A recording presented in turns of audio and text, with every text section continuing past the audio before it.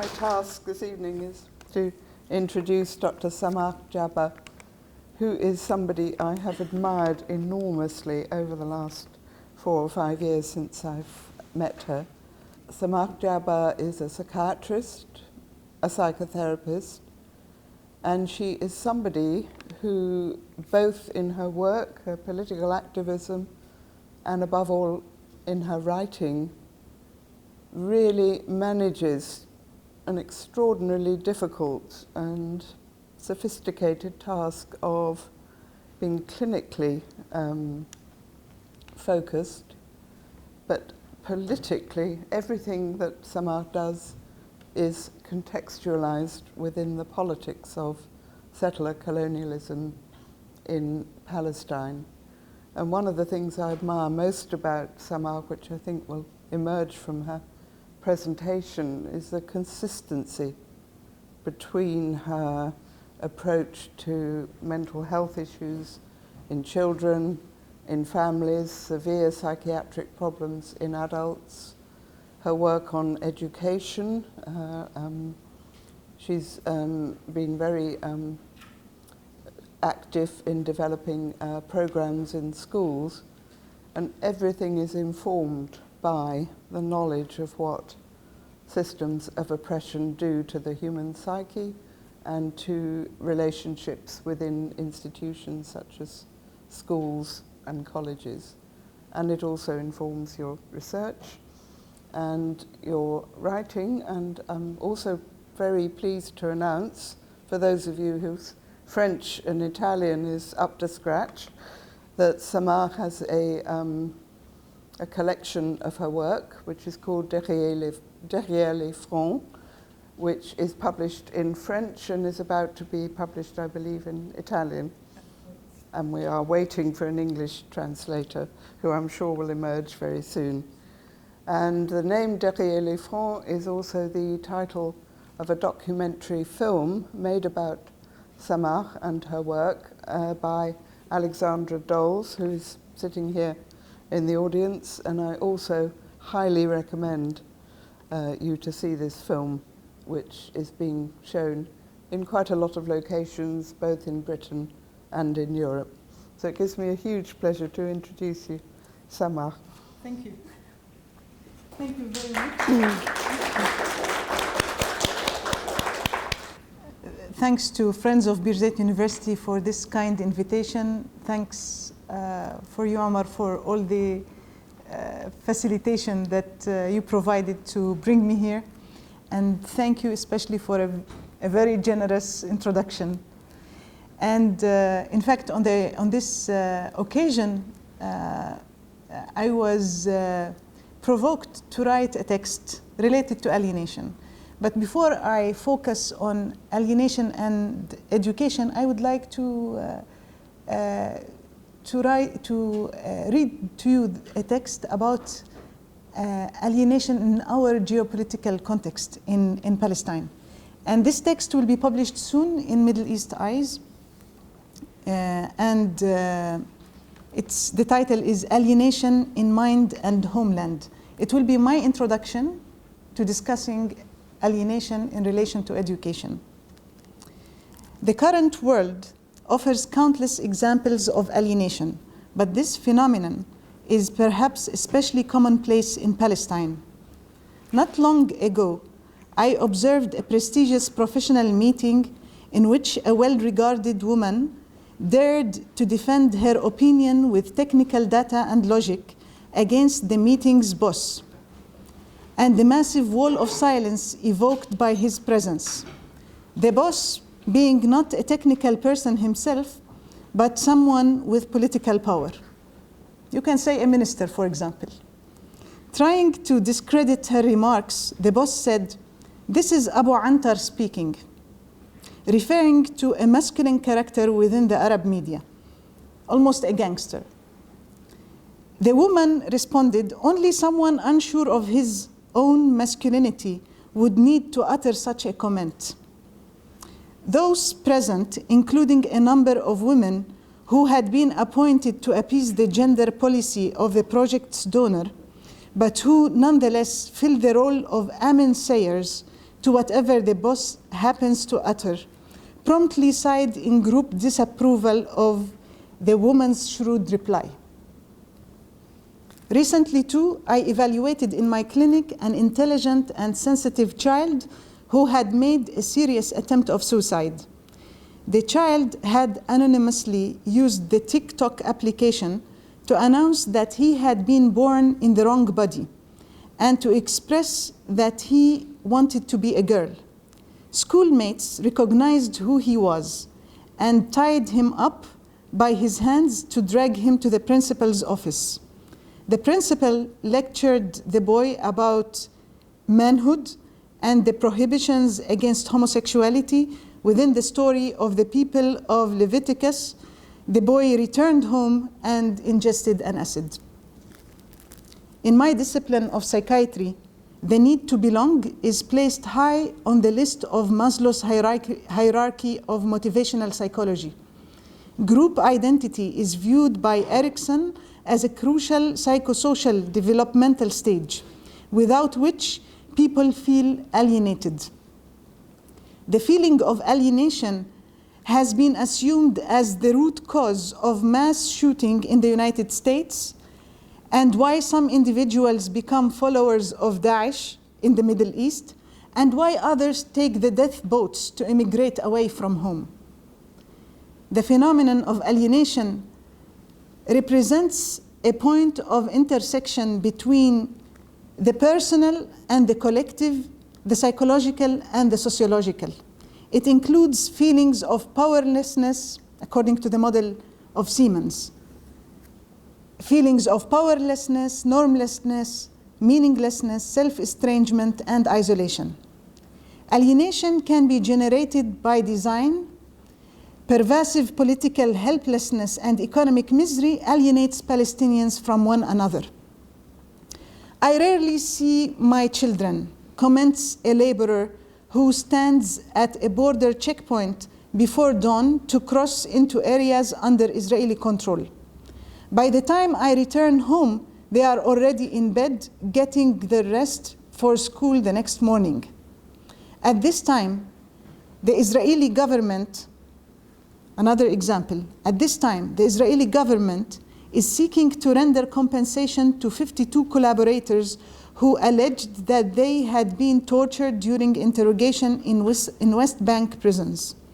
To pay for this compensation, the Israelis intend to deduct 14 million shekels from tax revenues it collects on behalf of the Palestinian Authority. The weird thing is that this thing is happening, this compensation of collaborators, at the same time when the Palestinian government is cutting, under political pressure, is cutting allowances to Palestinian prisoners. Many of them were tortured and maltreated in Israeli prisons. The Palestinian is alienated from his or her land and from international consciousness. Forgotten is the United Nations General Assembly Resolution 3379, which identified Zionism as a form of racism. Instead, there is a growing movement in Western countries towards new laws criminalizing the non-violent opposition to Zionism as anti-Semitism. This passed in the UK, and it's being debated in France now, among other countries.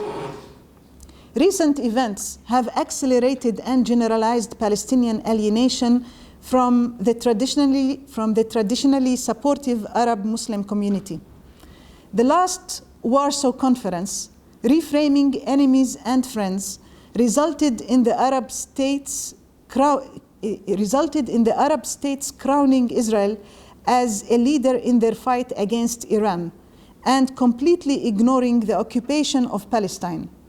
The policy of the United States in the Middle East, based on an effort to normalize the relations between Israel and the Arab world, and the rise of Arab leaders who are shamelessly willing to offer the Palestinian cause as a sacrifice to Israel, as a qurban, a sacrifice to Israel, while the Arab people are exhausted in revolutionary struggle against their representatives, against their leaders. All of these developments change norms and meanings and isolate Palestinians especially. We witness at this time a period of rapid growth in the relationship between Israel and Arab governments, especially in the Gulf states. This is manifest in official visits by senior Israeli officials to Arab countries, such as Israeli Prime Minister Netanyahu's visit to Oman in November 2018. There is an expansion of informal meetings between senior officials and a flurry of economic activity between Arab and Israeli businessmen and companies. All of this is accompanied by the artificial support of electronic lies that keep making tweets supportive of this movement, artificial tweets, on social media that is trying to create a false public opinion in support of normalization in the Arab society in an accelerated process of spiritual and symbolic degradation. In fact, this transformation is limited to the leaders and to the political elites in the Arab world. Ordinary citizens and public opinion are steadfast in opposing normalization with Israel. Genuine attention to grassroots movements in the Arab street and their aspiration to be freed from the control of their regimes reveals the degree to which public opinion has been falsified, as well as the irony of this misrepresentation. Among their slogans rejecting their president in Sudan, Omar al-Bashir, the people of the Sudan chanted opposition to his recent attempt to establish rapport with Israel as an effort to bolster his shaky hold over his own government. There is no doubt that Israel is backing Arab oppressive regimes, aiding the process of their violation of human rights, and surveilling their activists, such as the example of cyber espionage technology brought from Herzliya-based groups to Saudi Arabia for the purpose of hacking into the accounts of political activists. United States President Trump defended his stance on the killing of the journalist Khashoggi, suggesting that without Washington's strong ally of Riyadh, Israel would be forced to leave the region. Israel would be in big trouble without Saudi Arabia, he says. But the behavior of the Palestinian leadership as well, and especially the Palestinian Security Coordination, has paved the way for the normalization of the relationship between Israel and the Arab regimes. This disappointment is only worsened by the widespread polarization, corruption, and nepotism practiced by Palestinian leaders and institutions. Indeed, sometimes an individual in Palestine must be alienated from his true self simply to cope with these rapid and demoralizing changes. It is in Palestine, however, that one can still find examples of resistance to the experience of alienation. Recently, a photo was taken of the police chief of the Hebron district, Colonel Ahmed Abu Rub, helping to change a flat tire for a military jeep carrying Israeli soldiers. The photo representing not only a concrete image of collaboration, but symbolizing the inferior position of the Palestinian Authority in relation to the Israeli-sparked widespread rage among Palestinians, who the Palestinians called that colonel the mechanic boy. Anger on the part of the public forced that colonel to be suspended from his post. Those are difficult times indeed in Palestine. I believe the alienated are so many and so silent, each thinking that he or she is a lone knight of his time. Palestinians shall hold and not take the death boats or go away. We shall speak about the ills of alienation. Sometimes it will cause further pain, and sometimes it will expose the amen sayers and the mechanic boys of this era. This is what it takes to walk the road of freedom of our minds and of our homeland. So this is the introduction to my talk about examples from education, alienation in education. And I have in mind 3 things to share with you. The first example at the level of schools and education in Jerusalem. The other example is related to university education and the behavior of some academics and school representatives. And the third example is related to education in my profession in mental health, Western education, and the obligation to create an authentic Palestinian model for work in our in my profession. But Omar is still around. I would like, I wonder if you can share the photo of, you couldn't find it. If you carry on, maybe I'll find it. So, yeah, okay, if it is difficult, we'll find it later. So we know from the work of Paulo Freire that education can be a tool of liberation and oppression, or oppression. And we know from the work of Pierre Bourdieu that education is a tool for social reproduction of the elite or other political forces. In ideal situation, education can be a continuation for parenting. I think in Latin it's called in loco parentis, the place, in the place of the parents.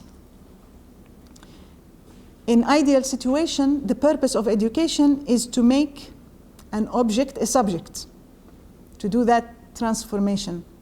I think the word in French is élève for a pupil, someone who goes from one stage to another to regain his subjectivity, to gain his subjectivity and agency.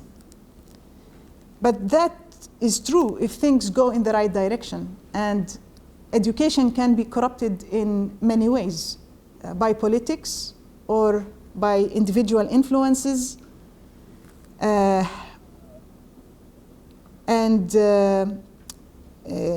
maybe in the West we have some examples in which the system, some individuals, some academics stole the work of their students. That's one example of corruption. And in some countries, education became a tool for reproducing an ideology that supports the military system. In Egypt, for example, as soon as the coup took place, some liberating figures like Salah ad-Din that liberated Jerusalem from the Crusaders was eliminated from the curricula. So we see the influence of the state very soon when a certain political group takes power, and we see the influences in the curricula.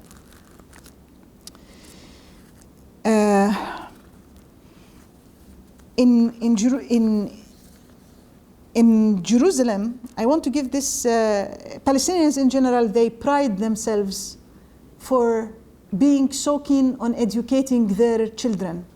And they think that education is an important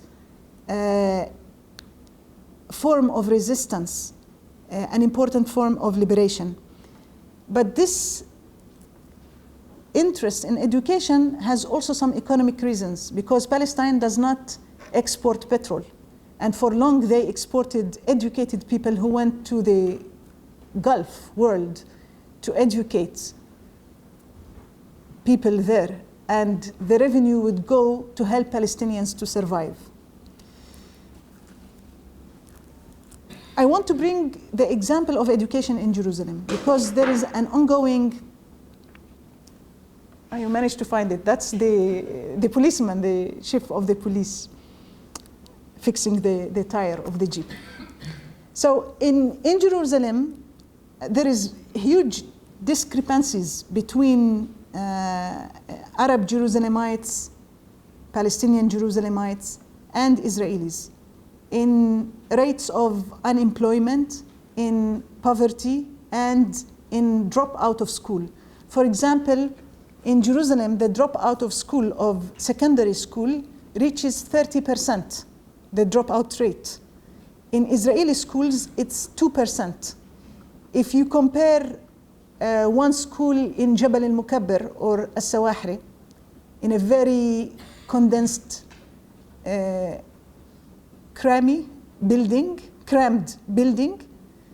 to another school in an Israeli neighborhood, the comparison is like you're comparing hell to paradise. It's a huge difference, and it affects the attitudes of the pupils towards their school. It might be one of the reasons that explains why students drop out of school quickly and get seduced by the easy offer to go and work as laborer, as cleaners in the Israeli job market. In these conditions, recently an Israeli minister offered some reforms because there was a lot of discussion about these discrepancies. So they proposed tripling the allowances for the support of Palestinian schools on the condition that they teach the Israeli curricula, which means some differences in history classes.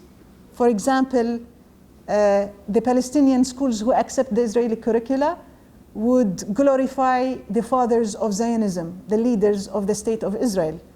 They would accept the Israeli map that includes the Palestinian territories of the West Bank as Judea and Samaria. And around 10% of the schools accepted that offer, because even they do that against their feelings, they thought that this is what it takes to prepare the students better for the job market, to decrease the dropout rate.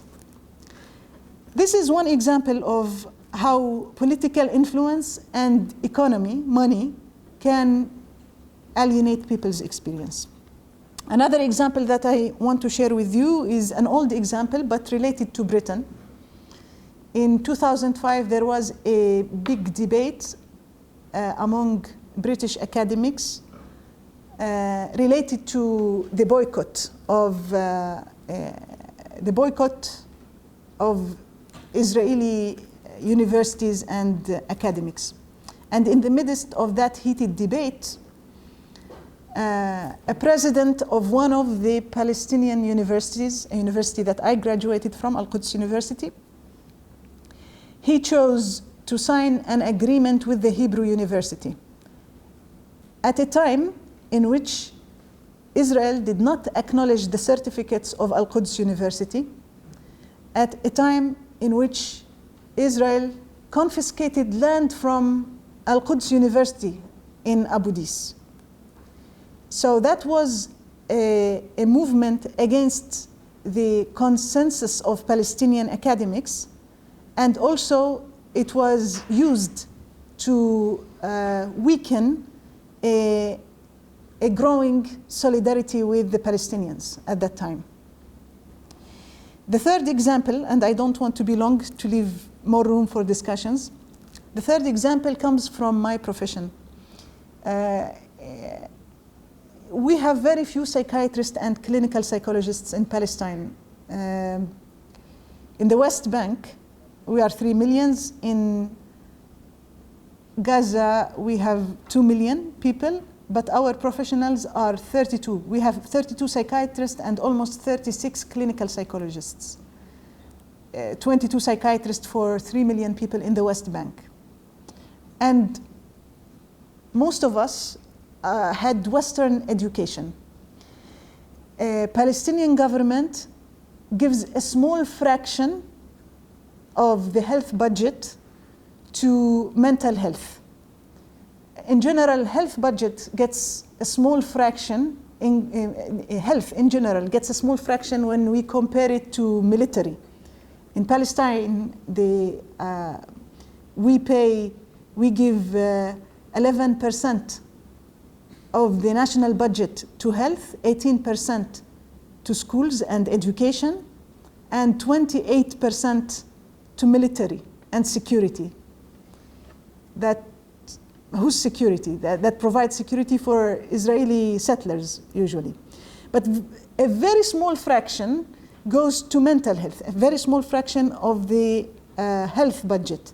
The official number that was published by WHO in 2006 is 2.5%. But if you want the true fraction, the true budget, it does not exceed 1%, the true number. So in the midst of these conditions, we get help and donation from many international organizations who try to come and train people in Palestine and practice, like Médecins du Monde, Médecins Sans Frontières, and many other organizations. Much of the support, the financial support, is provided by the World Health Organization as well. And I have to say that because they pay the money, they also bring their agenda and mindset in tackling Palestinian, in working in Palestinian mental health. And often Palestinians, who are very few and very burdened with work, have little time to question the models that are imposed on us with the influence of money. So much of the training and the support goes for the treatment of trauma and PTSD. And I want to say a few things to question that approach. The PTSD, post-traumatic stress disorder, is a concept that developed in the 70s to capture the experience of Vietnam veterans. It better describes the experience of soldiers who go back home to the safety of their home, but they are still distressed by images and memories of traumatic experiences that they have lived. And in Palestine, the trauma is continuous and repetitive, and the threat is real, not imaginary. So there is no post. And then, as explained by some of the researchers, Dr. Rita Jakaman and Brian Barber, the most common trauma of Palestinians is humiliation. It does not really meet the psychiatric definition of trauma, which is a severe injury or a threat of a severe injury or death. And with the influence of feminist groups, sexual violence was included. But if you take a young man at a checkpoint and spit at him and slap him, that does not mean the definition of trauma. But still, it has a severe psychological impact. Another example that I mention often in my talks, a young boy who goes to prison and he comes out to say that the Israeli prison guardian is better than my father because he would give me a cigarette to smoke, but my father refuses to give me a cigarette to smoke. So those experiences are not captured well by this terminology that is imposed outside and from outside. And so is the treatment, because much of the treatment that is known to be effective for trauma, like EMDR, exposure, prolonged exposure, trauma-focused cognitive behavioral therapy, they depend on establishing a safe place, which is very difficult for Palestinians. They focus on an individual model, while the trauma of Palestinians is a collective experience, and it is immersed in the relatedness to others. There is more to say about the criticism of that model, but that's enough for now. This is just to share with you a few examples where education that is supposed to be liberating can reproduce alienation and participate in people's sense of not belonging to the society, or the lack of authenticity in their own experience. Thank you for listening.